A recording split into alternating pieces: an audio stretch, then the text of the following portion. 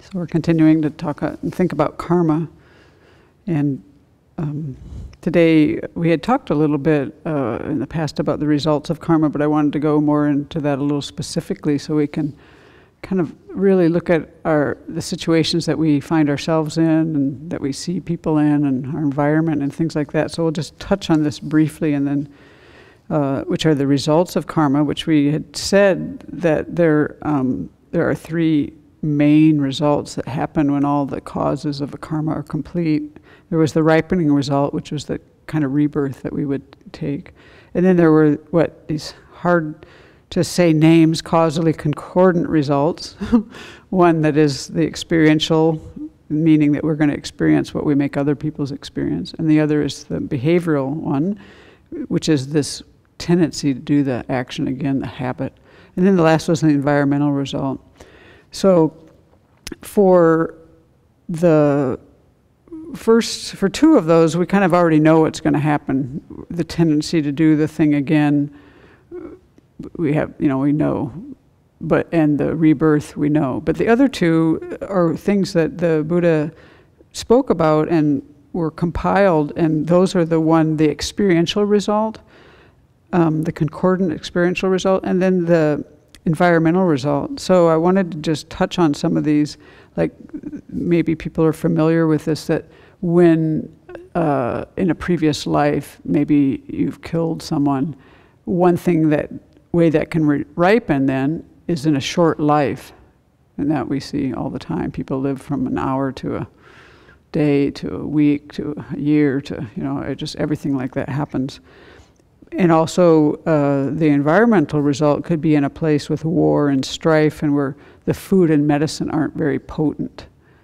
And so you can see how if you've deprived others of life, that by not having a food and medicine, it would make your life kind of almost depriving you of a full life. So you can see how these relate. Each of them, when you think about it, just doesn't take too much to connect the dots of how they relate.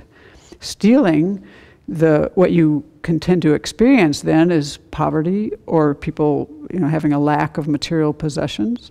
Some people work really hard, but they never seem to kind of get anywhere, people like that. Or the environmental result would be living in a place with a lot of dangers like poverty, floods, droughts. And also that it's difficult to keep your possessions safe due to natural causes or thieves or whatever. So we see that happening aplenty. Unwise sexual behavior, you can then experience in a later life a spouse that's very disagreeable, or that is having a lot of marital disharmony. And the environmental result is living in a place that's dirty with poor sanitation and lots of misery. So that's it doesn't feel like too much of a stretch to me, because usually that's kind of a disagreeable activity in a certain way, and now you're in this disagreeable, dirty environment. You know how your mind feels when you do something? Now you've got the environment to match, Yeah. And then lying, you can experience then in a future life being slandered or deceived, or people don't believe you. And then the environmental result, living in a place with a foul odor where people are deceitful and there's a lot of fear. And you can see how when someone, lying really does generate a lot of fear. It's hard to trust people once they lie to you, so of course fear would be more prevalent then. And a foul odor is, stinky words. Divisive speech, having the experience of not having friends in a lifetime from what you've done previously, because you've divided people, so now you don't have friends.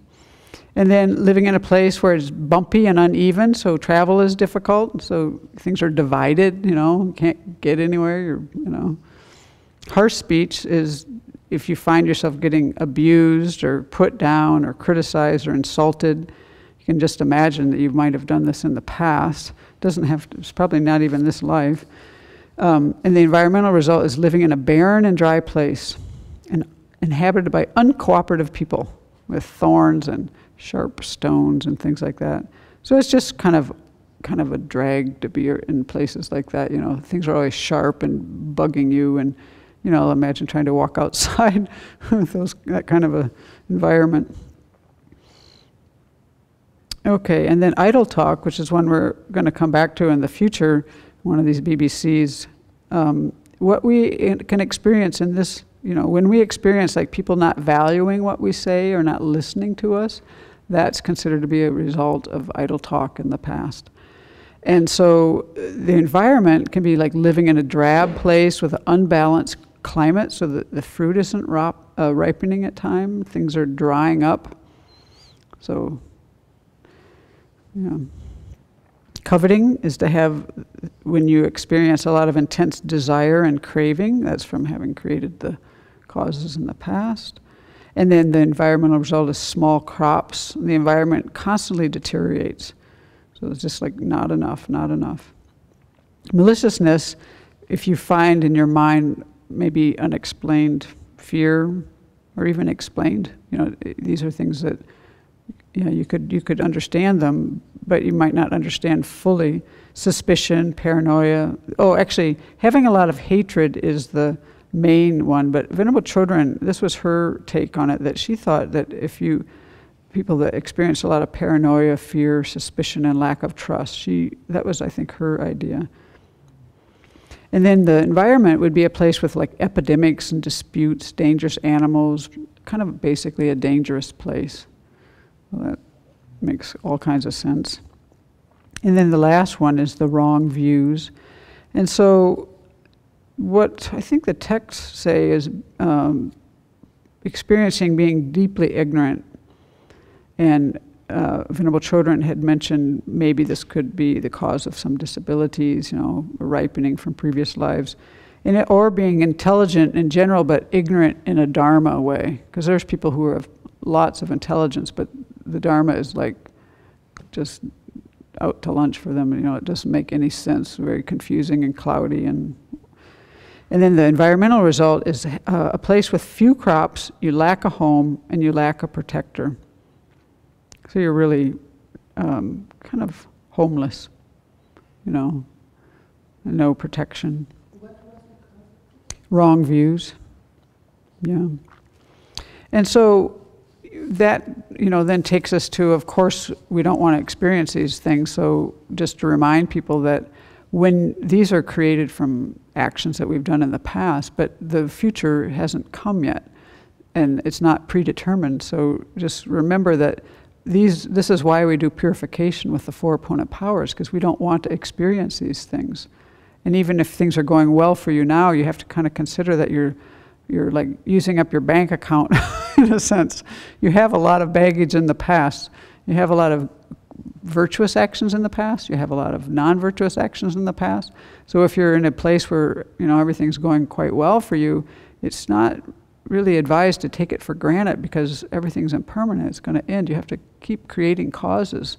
You know, you see this all the time in this life. People, their status is high, their status is low, they're millionaires, they're paupers, you know, just changing. Happy, married, divorced, bicker and bad, you know, things not going well.